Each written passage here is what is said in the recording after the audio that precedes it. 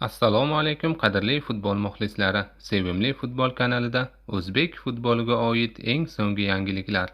Videoga like bosishni unutmang. Bundan tashqari eng so'nggi yangiliklarni o'tkazib yubormaslik uchun kanalga obuna bo'lib, qo'ng'iroqcha tugmachasini bosib qo'yishingiz mumkin. Paxtakor klubi 11 avgust kuni Elita Osiyo Chempionlar Ligasi play-off bosqichida Iordaniya chempioni Al-Husayn klubiga qarshi maydonga tushadi. Toshkentda bo'lib o'tadigan bahsdagi g'alaba Paxtakorni musobaqa guruh bosqichiga olib chiqadi. Penalti nashrining xabar berishicha, Paxtakor a'zolari may oyidan beri maosh olishmaydi. Achinarlisi shundaki, maoshlar bilan bog'liq noxush holat yagona emas. Masalan, Bunyodkor klubi vakillari yil boshidan beri deyarli maosh olmagan. Dinamo va Surxon jamoasi a'zolarini ham maosh bilan bog'liq muammolar yil boshidan beri qiynab kelmoqda. O'zbekiston Professional futbol ligasi xabariga ko'ra, Navbahor 2 nafar futbolchini rasman o'z safiga qo'shib oldi. O'zbekiston milliy terma jamoasi a'zosi markaziy himoyada ham, tayanch yarim himoyasida ham o'ynay oladigan Abdulla Abdullayev bilan yil oxirigacha shartnoma imzolangan. 28 yoshli Abdullayevning so'nggi jamoasi Birlashgan Arab Amirliklarining Dibba klubi bo'lgan. Shuningdek, O'zbekiston Olimpiya terma jamoasi a'zosi Asadbek Rahimjonov Bunyodkordan Navbahorga o'tdi. 22 yoshli baland bo'yli markaziy himoyachi bilan 1,5 yillik shartnoma imzolangan.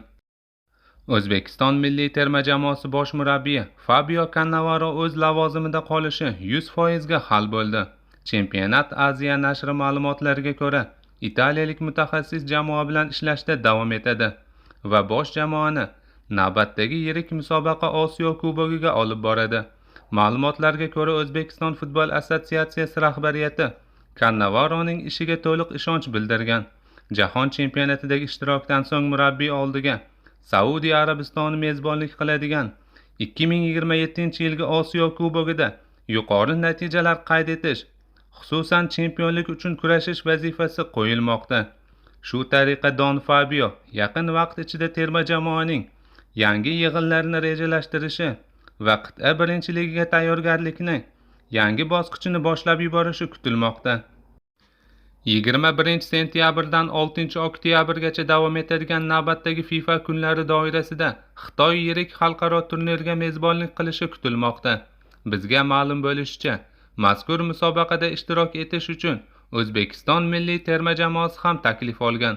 Dastlabki ma'lumotlarga ko'ra, turnirda mezbon Xitoydan tashqari Jahon chempionati 2026 ishtirokchilari bo'lgan Afrika, Janubiy Amerika va Shimoliy Amerika terma jamoalari qatnashishi kutilmoqda.